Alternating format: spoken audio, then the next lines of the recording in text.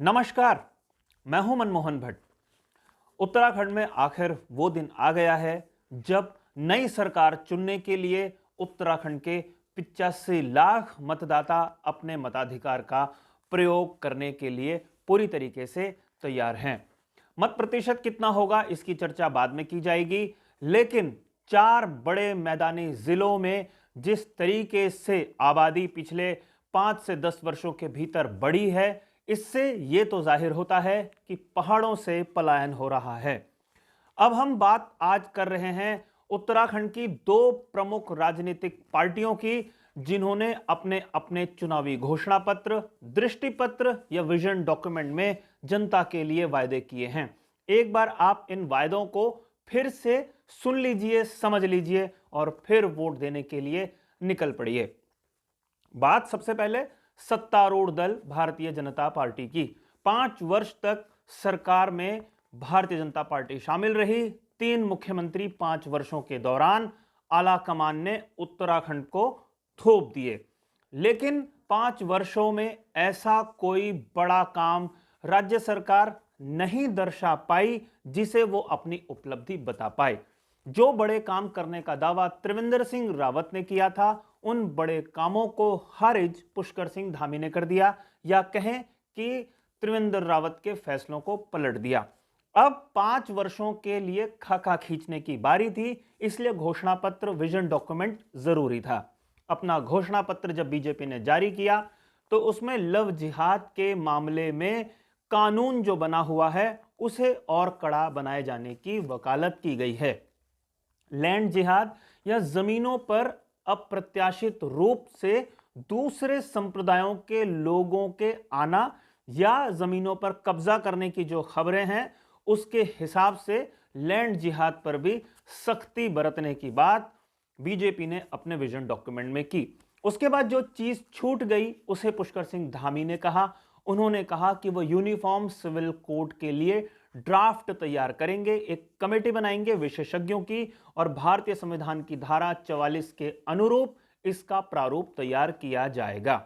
इसके अलावा 3 LPG cylinder को फ्री किया जाएगा, यानी जो सिलेंडर पहले 500 रुपए का मिलता था उसकी कीमत पहले 1000 रुपए तक बढ़ाई गई और अब 3 सिलेंडर फ्री कर दिए जाएंगे। यह बीजेपी का घोषणा पत्र है। इसमें कहीं बहुत ज्यादा इंडस्ट्रियलाइजेशन की, औद्योगिकीकरण की बात नहीं कही गई है। रोजगार कैसे बढ़ाया जाएगा उसका कोई खाका नहीं खींचा गया है।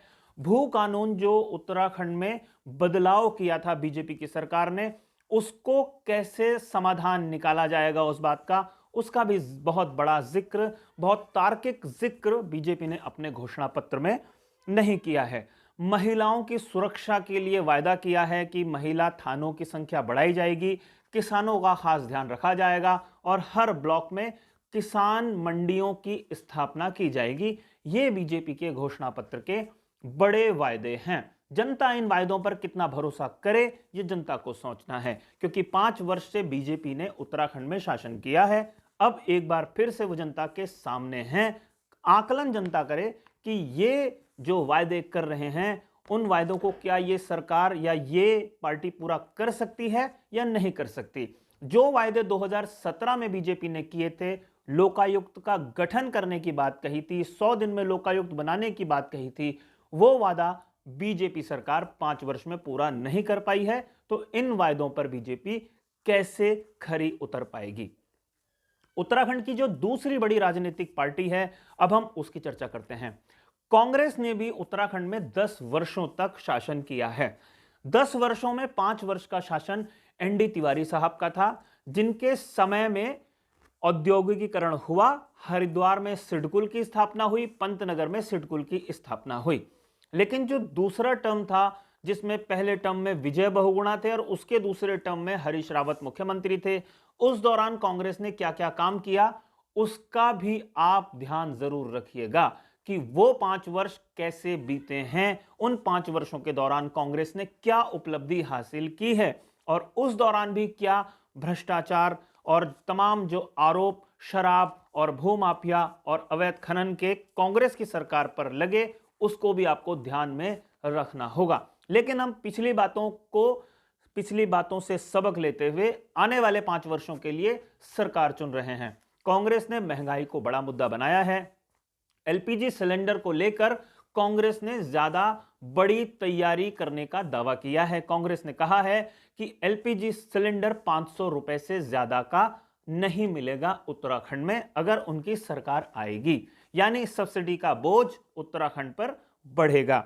इसके अलावा उन्होंने कहा है 5 लाख परिवारों को सालाना 40,000 रुपए की आर्थिक सहायता की जाएगी। ये 5 लाख परिवार कौन होंगे? जाहिर सी बात है कि जो निम्न मध्यम वर्ग होगा उसके लिए 40,000 रुपए सालाने की व्यवस्था कांग्रेस ने अपने मैनिफेस्टो में करने की बात कही है। खजाने से कैसे वो पैसा निकाल पाएगी, ये अपने आप में एक बड़ी बात है, क्योंकि उत्तराखंड में वर्तमान में करीब 65,000 करोड़ रुपए का कर्जा चढ़ा हुआ है और उत्तराखंड राज्य की जो आमदनी है वो बढ़ने के कोई आसार नहीं है। उत्तराखंड की पूरी अर्थव्यवस्था, पूरी शासन व्यवस्था अगर हम कहें कि केंद्र सरकार के भरोसे पर होती है तो कोई अनोखी बात नहीं होगी। तो यह देखना भी बहुत दिलचस्प है, ये जो फ्री की बिजली, फ्री के एलपीजी और फ्री के राशन और फ्री का जो 40,000 रुपए दिए जाने की बात हो रही है, क्या ये हो पाएगा या नहीं हो पाएगा, इसे समझने की बात जरूर है। कई और चीजें हैं लेकिन मेन बातें यही हैं कांग्रेस के घोषणा पत्र में। उत्तराखंड में एक और राजनीतिक दल अपनी जमीन तलाशने की कोशिश कर रहा है। आम आदमी पार्टी की हवा मतदान से पहले ही निकल चुकी है, क्योंकि जो लोग उसके साथ शुरू में जुड़े थे उन्होंने एक एक करके पार्टी से किनारा करना शुरू कर दिया था। लेकिन फिर भी जो आम आदमी पार्टी है उसने उत्तराखंड में आके लगातार घोषणाएं की। उसने सबसे पहले फ्री की बिजली देने की बात कही कि 300 यूनिट तक बिजली फ्री दी जाएगी। जो किसान परिवार हैं, जो शहीद परिवार हैं खास तौर पर, उनका वो ध्यान रखेगी। ये दावा आम आदमी पार्टी ने किया है। उत्तराखंड के हिसाब से आम आदमी पार्टी कितनी सफल हो पाएगी, ये कहना अभी जल्दबाजी है। जब नतीजे आ रहे होंगे तो पता चलेगा कि आम आदमी पार्टी को कितना समर्थन उत्तराखंड के लोगों ने किया है।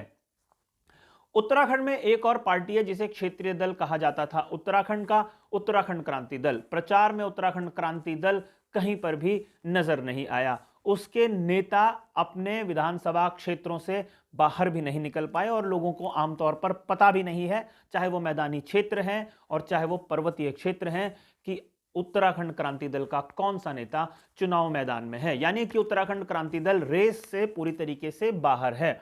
उत्तराखंड क्रांति दल के जो पुराने विधायक होते थे प्रीतम सिंह पंवार, वो धनौल्टी से बीजेपी के टिकट पर चुनाव लड़ रहे हैं। उत्तराखंड क्रांति दल के एक और विधायक होते थे ओम गोपाल सिंह रावत, वो वर्तमान में नरेंद्रनगर विधानसभा सीट से कांग्रेस के टिकट पर चुनाव लड़ रहे हैं। उत्तराखंड क्रांति दल के एक और पूर्व विधायक, कैबिनेट मंत्री पूर्व होते थे दिवाकर भट्ट, वो देवप्रयाग में जरूर उत्तराखंड क्रांति दल के टिकट पर ही अपना भाग्य आजमा रहे हैं। अपना भाग्य दिवाकर भट्ट ने बीजेपी के टिकट पर भी आजमाया है, जहां उन्हें निराशा हाथ लगी थी। क्या वायदे यूकेडी ने जनता से किए हैं, इसकी जानकारी तो हमको भी नहीं है, तो जनता को इसके बारे में क्या पता होगा। तो जब आप मताधिकार का प्रयोग करने के लिए जाएं तो सोच समझ कर जाएं, कौन सा दल आपके लिए बेहतर हो सकता है। इसका आकलन, इसका मूल्यांकन आपको स्वयं करना है।